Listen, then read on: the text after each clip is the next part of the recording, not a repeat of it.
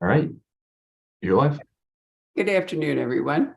Or good evening, depending on where you are. Thank you so much for joining us on a Friday night to discuss the third book in Olive Wright Pigeoneer series. This one's called A Courage Undimmed. Stephanie has very kindly signed copies for us, and they are somewhere between Stephanie and the Poison Pen, but they should be in at any moment on Monday, I would guess, right? Did they get picked up last night? They did get picked up, right? So they should be over. Anyway, it's been our pleasure to talk to Stephanie about the first two books in this series. But for those of you who don't know them, maybe we should go back, Stephanie, and review just a little bit about the concept for this nifty series. So take us back to Olive Wright Pigeoneer. Okay, so at the start of the series, basically, Olive is a young veterinary student who returns from London at the start of World War II. She's back in her village and trying to find a way to contribute to the war effort a little bit more than knitting socks and some of the other things that the Women's Institute are doing. And so also at the same time, her family raises pigeons, and they're hoping that the National Pigeon Service will take on their loft's pigeons to put them to work for the war effort. So she's kind of worried because she wants to go off, but she's worried about her pigeons. So everything works out beautifully when a secret intelligence organization kind of recruits her and her pigeons for some war work. And so that's basically the gist of the first book, her getting familiarized with the job of a pigeoneer and reporting to someone else and all of that. And of course, solving a murder. And then the second book, she's kind of become a little bit more comfortable. She's working not only as a pigeoneer, but as a fanny, which is basically a general dog's body. Plenty of women were signed up to be fanny, and they would do anything from be drivers, do laundry, administrative tasks, whatever was required. And so she's doing both of those jobs and kind of is getting a little more involved in the intelligence side of things because her commanding officer has started to trust her a little bit and really see the value in the pigeons before he wasn't 100% convinced. And so that's all kind of smoothed out between the two of them. And so now this book, Jamie, who is her commanding officer, has taken a leave of absence due to a medical reason. And there's a new officer in charge at the manor that she's working at. And he does not put much stock in Olive or her pigeons. So she's kind of feeling a little bit threatened and a little bit worried about her continued role because she had already been feeling a little like she was assisting vicariously through her pigeons. She didn't feel like she was doing enough. And now she feels like with this new person in charge, she's even going to be downgraded even more.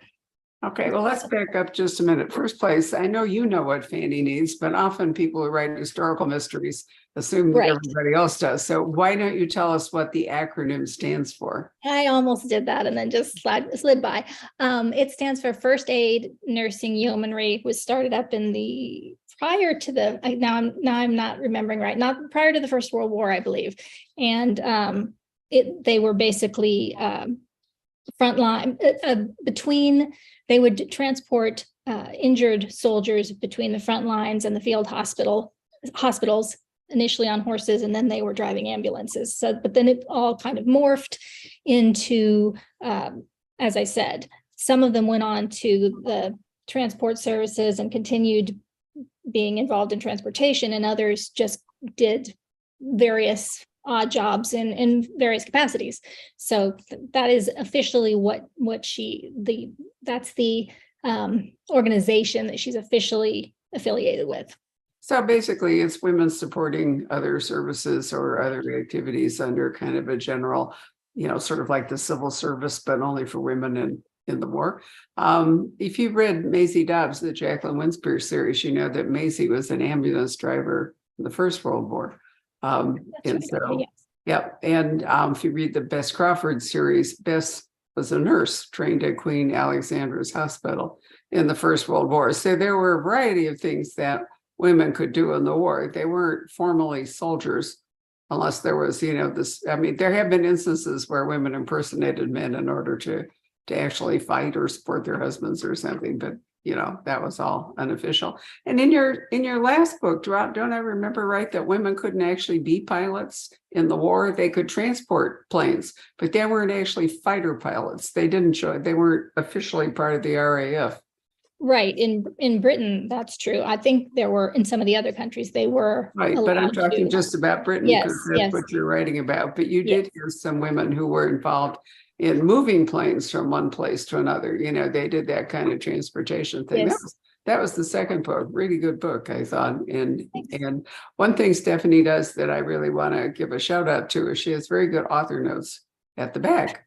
So you can't clutter up the story with too much history if it's fiction, but you can put a basis. And in this book, don't read it till the end, but it is helpful, I think, when you're done with the book to read the author note and find out some of the factual stuff. So when you're writing historical mystery, you've made up people, but you do have to hew to actual events quite a lot of the time. And so you've done that in this book because there's a ship that nobody quite knows what's going on with the ship, and there's a couple of people, or at least one person, missing from the village. And nobody knows what's that. But tell us first, how do you pronounce the village? Because this is in its way a village mystery. It's Brickendonberry?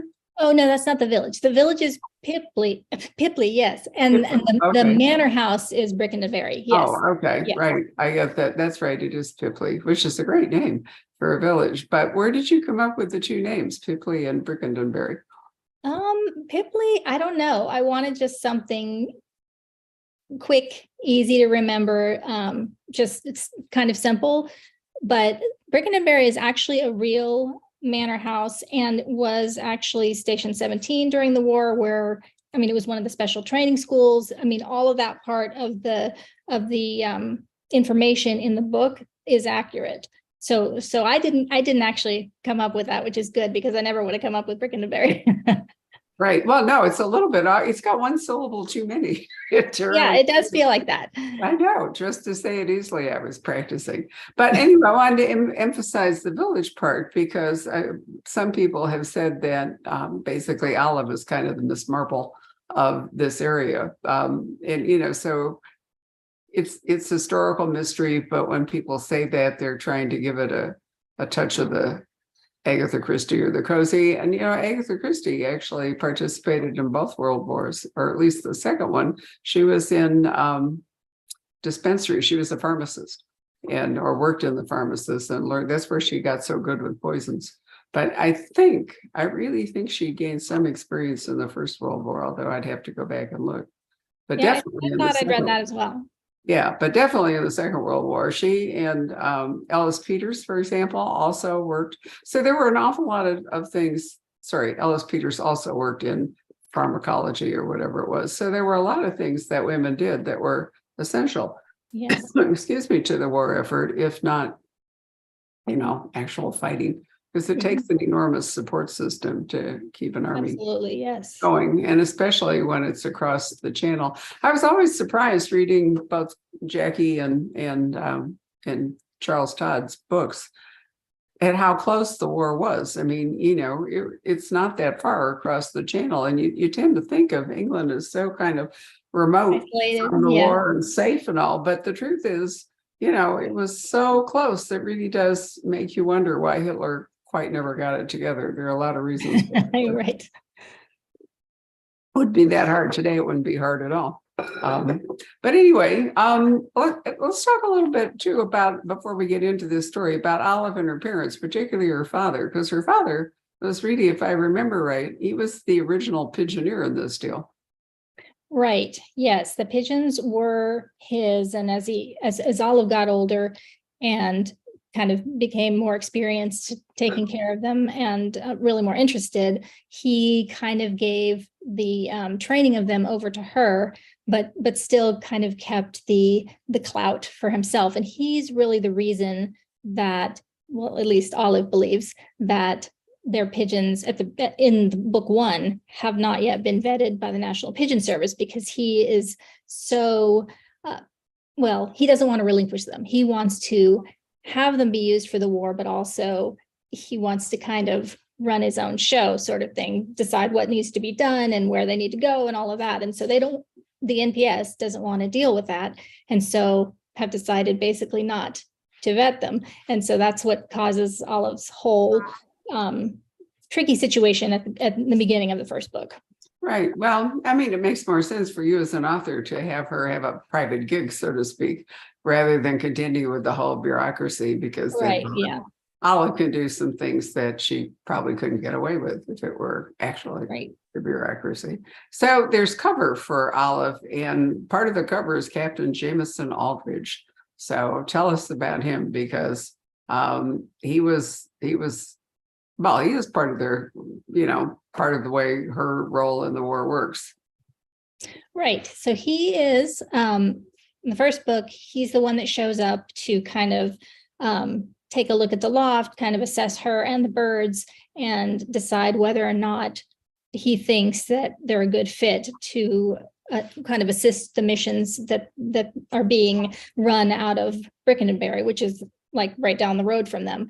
So the trouble is that because he tells her immediately that this, as a condition of this, is going to be that it has to be kept secret. You can't tell your family, you can't tell the villagers. So then she basically agrees, but then has to come up with a reason that he will be hanging around her, because he's a stranger and would have no other real reason to be there.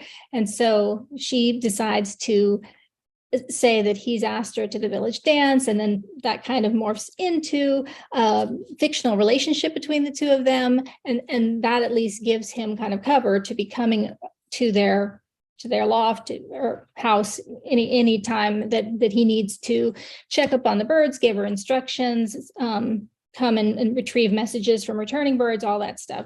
So then at the end of the first book, there's a little more, their relationship is got another level, because she is working directly in the manor as a fanny. So then they're kind of like on each other's, well, I want to say on each other's toes, but I'm not sure that's the saying. They are with each other much more of the day, and so then their relationship develops more in the second book, and So more in the third.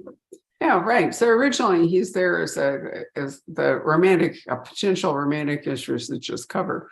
Then, as often happens, and is a well-worn trope in, for example, romantic fiction, the initial relationship begins to morph into something more real. So, that's always nice in a series to have, some kind of romantic thing going on. And certainly during the war, there were all kinds of romantic relationships, many of which did not survive the war. Right. But we're only in November of 1941. So you're showing good judgment and inching along, so you won't run out of war before you have to, because, the entire concept of this series so far relies on it being wartime. And it certainly could change if you write it long enough and we get into the post-war, but the pigeons would then have a different role. I think one of the things that's so interesting is that the pigeons actually had such a big role in the war. You had some great information about, the missions that they flew back from occupied Europe, that sometimes they were the only reliable messaging service.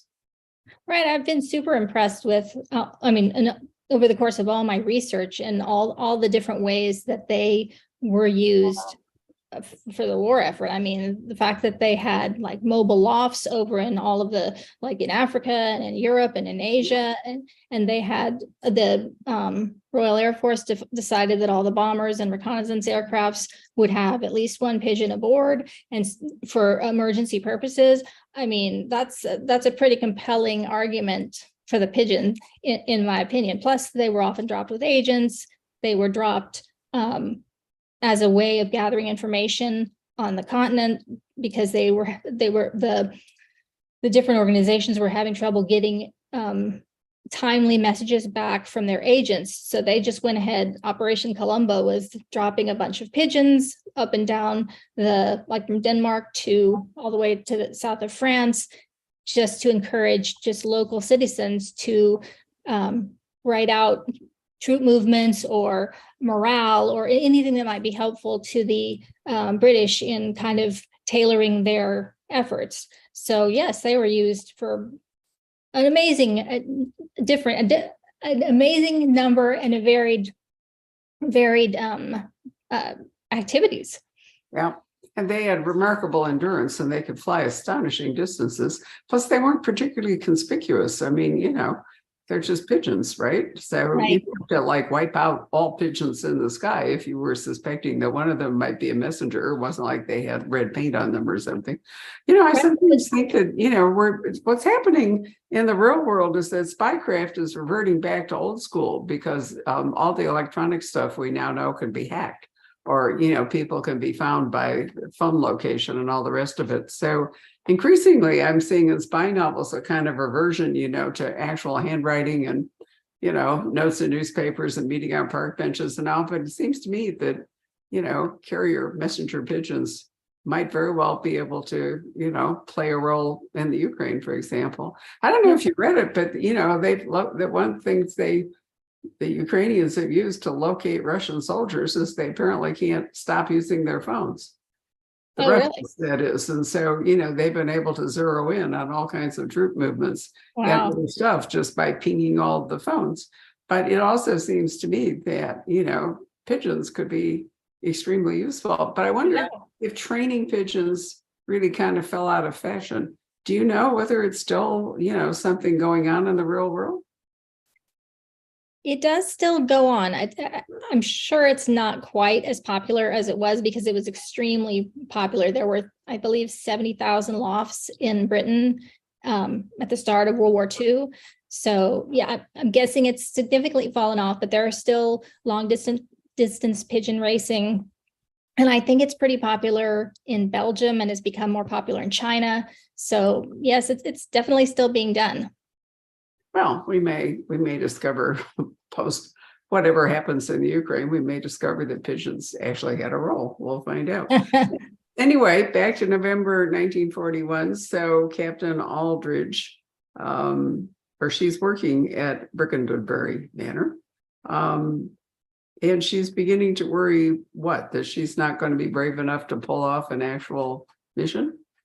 Yes, so I mentioned before that she's been thinking this whole time that she's kind of not really doing not making a full contribution. She's kind of monitoring her birds and doing little jobs here and there. And she wants to do something that will make more of an impact. So in the last book, In a Valiant Deceit, she had begun reading the training manual for an agent just to kind of get her head in the game as to what would be required, what types of things are they doing. And so then in this novel, she moves more into the thought that she wants Jamie to kind of give her some tests to see if she's really able to do what she would be required to do in occupied Europe.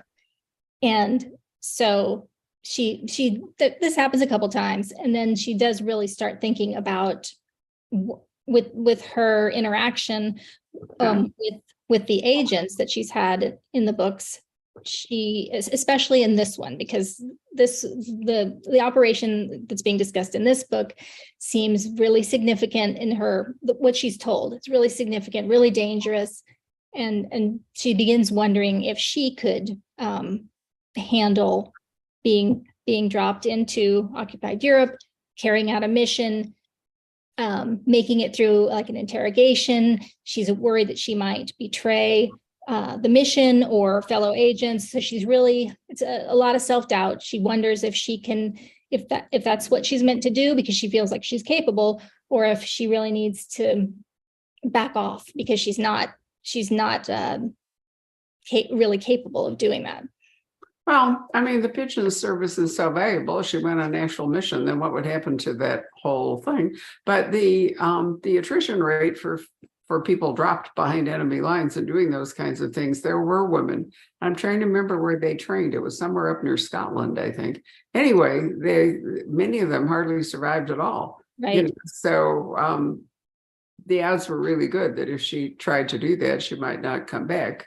And so you have to wonder how selfish it would be for her to want to, I mean, it's just me wondering, it's not you, but it'd be a fairly selfish act for her to think that she should go off and do something like that when she has this special contribution that she can make to the war. So I'm sure you'll work on that. But meantime, in the village, there appears a woman who has this, what she wants to at least proclaim to be a special skill. So tell us about her, because she, in fact, is our first victim in this book. Yes. So a new villager, well, a couple of new villagers have shown up. The one that Barb is talking about is a spiritualist medium, and she and her husband have arrived rather recently in the village, and she's kind of, no one really likes her. And so kind of near the start of the novel, she kind of makes a spectacle of herself by kind of channeling a sailor from a sunken ship on the village green. And so then, of course, a crowd gathers, and everyone is kind of agog, wondering what she's talking about. Could it be real? Because she's sort of conjuring some ectoplasm.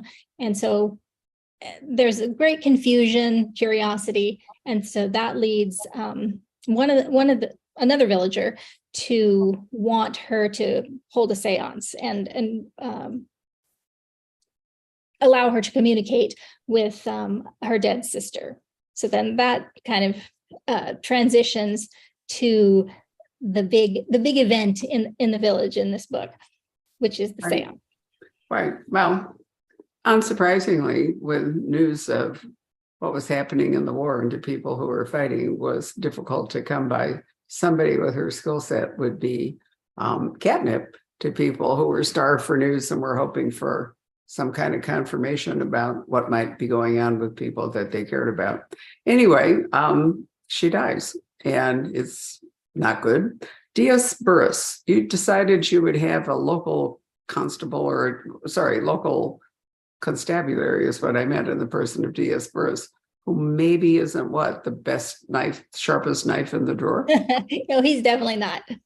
Yes, he is kind of classically the inspector, or well, not inspector, the policeman who wants everything to be easily solved or swept under the rug and just get on with the day-to-day. So if he thinks there's any way of indicating that it's an accident, or that it was a mistake or misadventure or whatever, then that's going to be the take that he has. And so Olive can see that he is not up to the task, because he is feels that just something went awry in the seance, and that's that.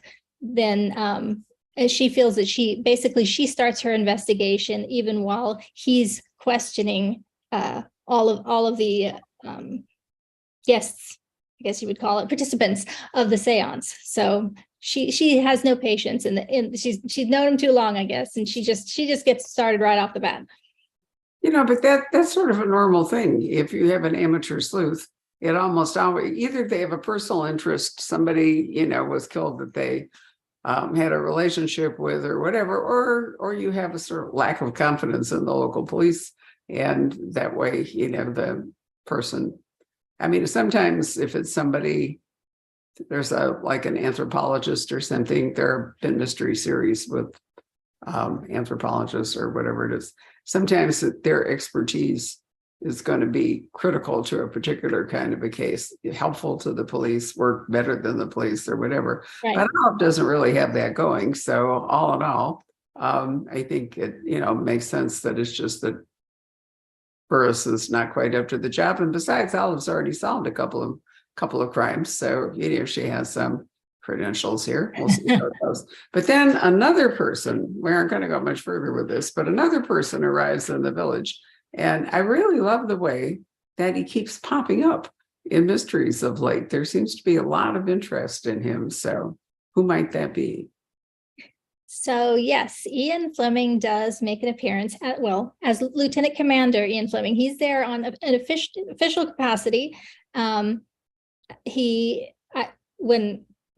guess let me say what he's there for. He shows up at the manor, and it is Olive's job, given to her by the new officer in charge, to show him around, because he is interested in the training that goes on at the manor for agents.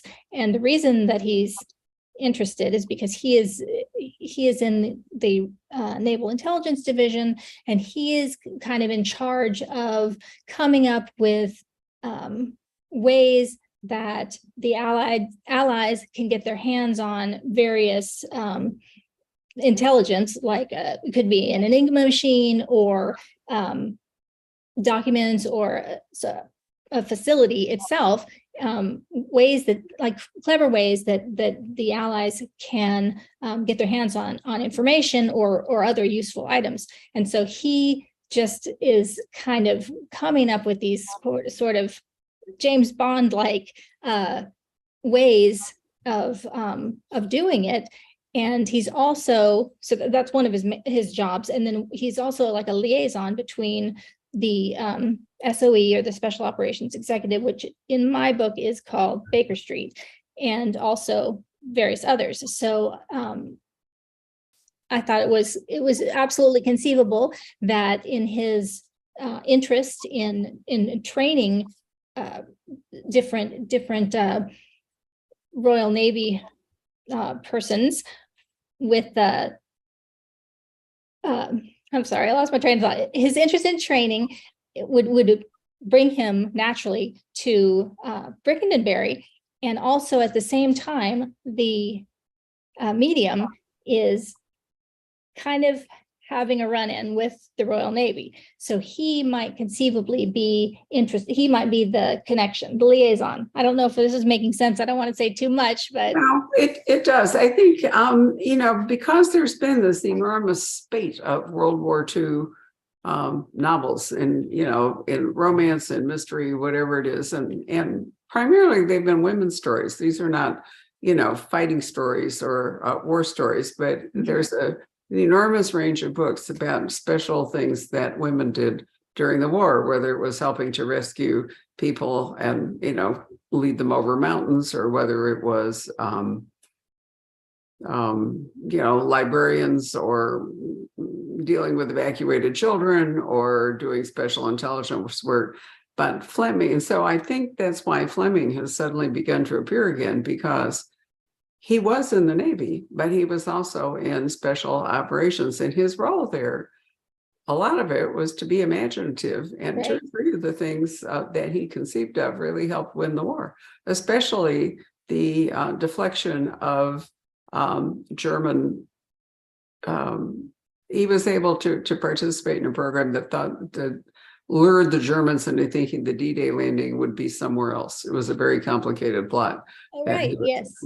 That he was involved in, but he did other things like that. Sure, And, yes. Basically the imagination that made him the James Bond guy after the war, he actually did that during the war. So, I think for a long time, people thought that he just made everything up and, didn't understand that he really did have war service, and his job there was really to kind of do thrillers, make up these plots and see how it all went. So no, I agree with you. I think it's perfectly plausible that he showed up, and there was an operation being conceived of to happen in Czechoslovakia at the time that you're writing about, which led to some good and really terrible things. I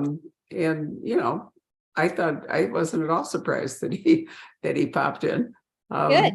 And one of the good things about him is so much of that's undocumented that you can pretty much put him anywhere you feel like, because he could easily, as you say, have been there. We don't know where he was during the entire war, every minute of it. Sure. Yes. Which is helpful. So He that's did seem to fit in well, though. He did seem to fit in well with the story. I thought where I was going with the story, though. So I think yes. could have happened. I like to think it could have happened. Well, exactly. I mean, that's, what you're doing with this series is imagining things that could have happened and happened adjacent to things that really did happen. Right. And because the war is on such an enormous scale, it's possible to come up with things that could have happened in almost every theater of the war. Right. Just last year, I did one about something that happened after children were evacuated from the Isle of Guernsey, which I hadn't really given great thought about. And there are people running bookshops and, libraries, there are seamstresses, sewing code into dress patterns and passing it on. There's a very good Spanish novel about a woman who was a brilliant fashion designer. And part of what she did in the war was she actually sent messages to England by sewing the code into the dress patterns. Oh, very nice. So I mean, it's almost limitless what you can imagine people did. There was a lot of creativity, and people were so clever in how they managed, because they had to be. Germany was came out of the gate, and all of a sudden, I mean, they'd been building up their war machine, and all of a sudden they had, Europe was almost completely occupied and Britain was standing almost alone. And so they really had to get scrappy and figure out some really clever, unique things to try to, keep their foot in the game. Right. Plus, there wasn't all this instant communication and so forth. I mean, Vietnam was the first war that was kind of a media war. There was a lot of coverage, on television and so forth. And now the Ukraine, I mean, it's like everybody gets to participate in it practically with constant, communication and war footage and all the rest of it. And you can pinpoint where people are, once again, as I say, because they have their phones. It's a totally different thing. In World War II, people could be gone for months or years out of touch, and nobody had any idea where they were or what was going on. And so it was possible to keep secrets in a way that I don't think would be possible now. I don't think that Bletchley could ever have been kept a secret. An operation like that could be kept secret today, or some of the other things that happened where, there was collaboration, like the whole thing about Coventry, for example. I don't see how that would be possible today. So I think that's why it's really interesting to write about. It's kind of the last war that was, had all those features. And after that, maybe Korea, but hardly anybody's fired up by the war in Korea. So, modern warfare is dramatically different. I even think about drones as being kind of like your pigeons.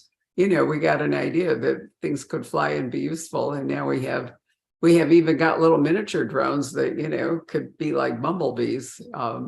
So the surveillance is possible today on a scale that nobody would have imagined in the Second World War. Right. Yeah.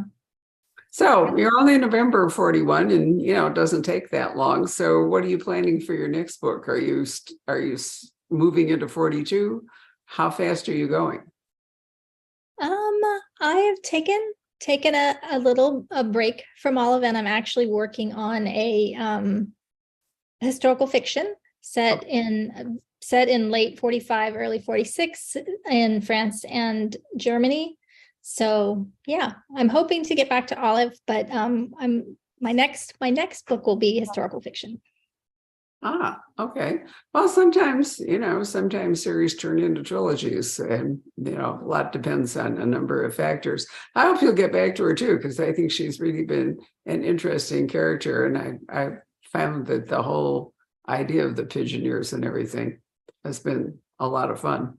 So I really enjoyed my time writing her, and the research has been really wonderful. I'm just so glad to have learned so many interesting things that you just don't come across normally.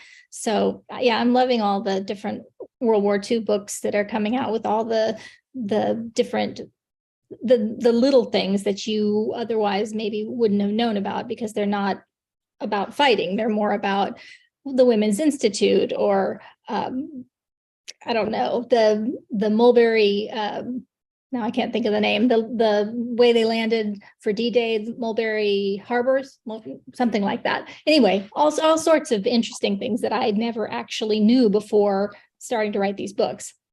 Well, where did you do the bulk of your research, or, what kind of sources did you use?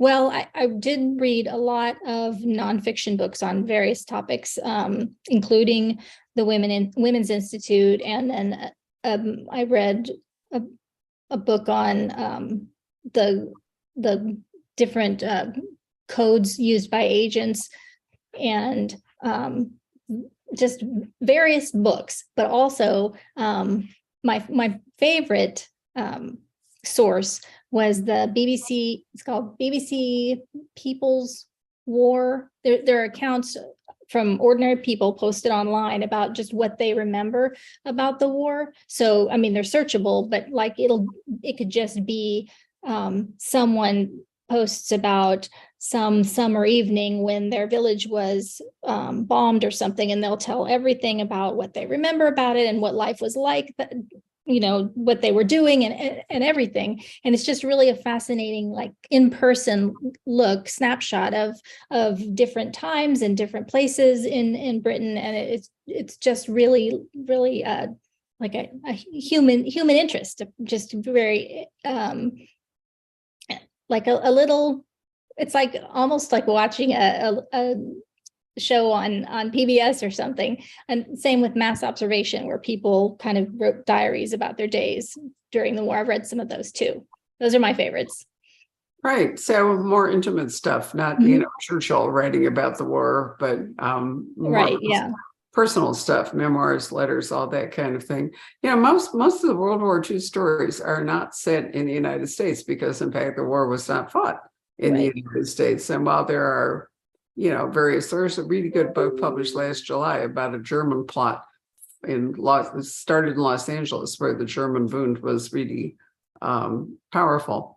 And it was a plot to assassinate Roosevelt and Churchill in Washington with a German agent who had to move all across the United States on a train. But those are pretty rare. Almost all most World War II stories really take place in the theaters of the war, namely Europe, or quite a lot of them in Asia or out in the Pacific. So I'm guessing that's why you chose England as the place to go rather than Maryland, let's say. Yes, I did. I wanted it to be a little bit more immediate. I mean, definitely the Americans were using pigeons as well, but yes, I wanted there to be a little bit more of like the whole everyone contributing, like the whole village is kind of involved, rather than just having an American pigeoneer, which probably, I mean, some of the American pigeoneers came over to England, and so would have been kind of there on the ground, but probably there weren't any women that did that. They may have been training pigeons in America, but they probably didn't send any over. So, I mean, it just made everything easier to have her be British and more centrally located for what was actually going on. Well, no, I agree with that, but it does make it an extra thing for you in that you have to sort of master the British village and the British idiom. So not only are you researching the war, but you have to do a fairly deep dive into British life. And you're writing it not from an American, because sometimes what people do is they send an American. Oh, right. Or an American to Ireland or something, and therefore everything is still filtered through that. But you're actually writing about British characters, which means, that you have to sort of overcome any American sensibility in order to do that. Yes, hopefully that succeeded. Sometimes I don't know, because, certainly your research will tell you this, and this are different between Britain and America, but then there are some like little tiny things that you don't actually know unless either someone tells you or you just get lucky and you happen to find out that this word is not this word over there, or this word means something that you shouldn't say over there, so you have to, it's very difficult to get everything. It is difficult, and it's not just the language, but it's the routines of the day. Right. And, I've just been reading Deborah Crombie's new book for our book launch for her next week. I've forgotten that, you know, tea is just endless.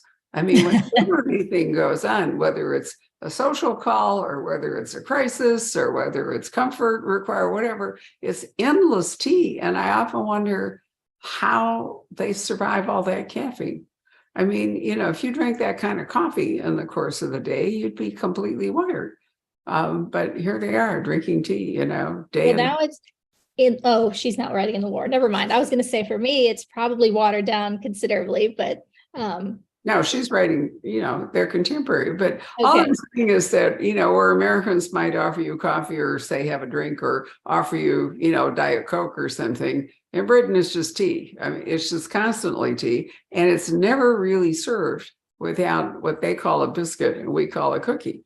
So, you know, part of the ritual is that you get your cup of tea and on your saucer is going to be, you know, a little biscuit or you're going to get a slice of cake or something. And so I also often wonder how they survive all the calories. You know, I mean, it's Right. just, you know, When I was working before I became a writer, I had sent over to Scotland for a work trip, and I think it was 4 o'clock. At 4 o'clock, I'm working at my computer. 4 o'clock, I look up and the entire office has completely cleared out, and I'm like, where did all these people go? Turns out everyone at precisely the right time, they all mass exodus to go have tea. So I guess but that's you get just used to that. you do. It's the pattern of the day. And not to be particularly crude, but I've spent a lot of time traveling in England. One thing I have noticed is there is, compared to the United States, an astonishing amount of public WC, which is British for, you know, public facility or toilet. Water closet is what it is. But I mean, every village you go into, whatever its size, there are always public WCs. And I think, you know, because if they're not drinking tea, they're drinking beer or whatever it is, the liquid pouring through. Right. There, and it's so different than driving through America, where, you know, you have to go to McDonald's or something. Right. Or on a freeway, there'll occasionally be, you know, what they call euphemistically rest stops. But in England, you are never far. You are never far from a public convenience. So Well, that's good to know. well, I still haven't made it over to I haven't visited any villages. I did my work trip to Scotland, and that's my only trip that I've had to the UK. So well, still hoping. you've done well. It feels authentic, but I actually have lived there and traveled there. And, you know, I'm very familiar with, as I say, the pattern of a typical English day, which is quite different than the pattern of an American day. So there's a lot to learn if you're writing about a completely different culture. And of course, in historical fiction, you always are writing about a completely different culture. Yes. You know, so yeah. Well, let's call Jacob up and see if he has got any questions or comments from the audience or personal questions that he'd like to ask. Are you there, Jacob? Always takes a minute for the screen to, there we go. And the sun has gone down, so you're not absolutely. I can see now, yeah. You can see. Yeah. Stephanie, do you know the history of the use of pigeons for messaging? When did that first get used as a method of messaging? Because I'm sure in the ancient times it was used, but pigeons specifically, do you know? I did read that Genghis Khan used them to keep track of his whole empire. I'm not super clear on the timeline of all this, but I know that the Greeks used them for first Olympics. Yeah, those would be, but I think definitely the two earliest that I read about. So I'm not sure if they were used prior to, I'm assuming Genghis Khan would be before. I don't know if they were used, or I don't have personal knowledge if they were used prior to that, but definitely read that he used them. Well, I'm sure that they have of flying back to the same place after a while. You know, people began to realize how useful that could be, but I don't know. That's a good question, Jacob. You could Google it. Yeah. Yeah. Right. Well, I know they were used in World War I, and the officers tried to have the troops stop using them for target practice. And they had a hell of a time trying to stop them from. Oh, I didn't even hear that. Yeah. Well, I listened to a podcast about pigeons. They're really invaluable. But anyway, how many books have you written, Stephanie? On the Olive Bright ones, this is the third. This is the third one? Mhm. Okay. We had a few Well, questions about that. How many books were there prior? But It's just the two prior. so is this your first published series? No, I wrote a few romantic novels prior to this under pseudonym, but Okay. definitely my first mystery series. Gotcha. It's interesting that people often come to mystery from romance. Tess Gerritsen, for example, is somebody, she's a doctor, but she wrote a bunch of romances from I didn't realize that. Yeah, before she began to write. I could actually come up with quite a list of people who, Linda Castillo is another one. Linda wrote a number of romances. Janet Ivanovich wrote a whole lot of romances before she decided to step into thriller territory and write the Stephanie Plum books. I think romance is a really good training ground for a novelist. I do, because you get used to character and dialogue and all that stuff. And the mystery ups your plot because romance is essentially a single plot. So, Well, yeah, I had to completely change my writing style. I was a seat of your pants kind of writer when I was writing my romances. And when I switched to mysteries, I realized that was just not going to work out between all of the juggling the different suspects and the different red herrings and all of that. I figured I had to plot everything out, and I have since plotted everything out, all the chapters, and it's actually made a great difference to me. I way more organized now, and there's less rewriting, so total benefit for me. I'm looking up when carrier pigeons for first use. That's why I'm looking down here at my phone. I can't resist now that Jacob's asked the question. As early as 1150 in Baghdad, and then also, as you said, by Genghis Khan. What By year was 1167, a regular service between Baghdad and Syria had been established by a sultan. So, but it wouldn't surprise me. Oh, here we go, Jacob. In the 5th century BC, Wow. the first network of pigeon messengers is thought to have been established in Assyria and Persia by Cyrus the Great. How about that? Still going strong. I love it. Good question. Isn't Google handy? Well, we have a lot of comments from people really excited to read the book, but that's it for questions. Okay, we had a very enthusiastic review in Publishers Weekly for Stephanie. And I think I printed out the one from Kirkus just to jog my memory, but I do think that people have commented about, how well you've integrated the history and the village mystery and, your characters. Your history is very accurate, but your characters are very lively too. So it's good to know that you've gotten such great reviews. We've certainly enjoyed the series. Thank you very much for sending it to us. And keeping posted on what you're doing next, because I'll really be interested to see what your future work is. Okay.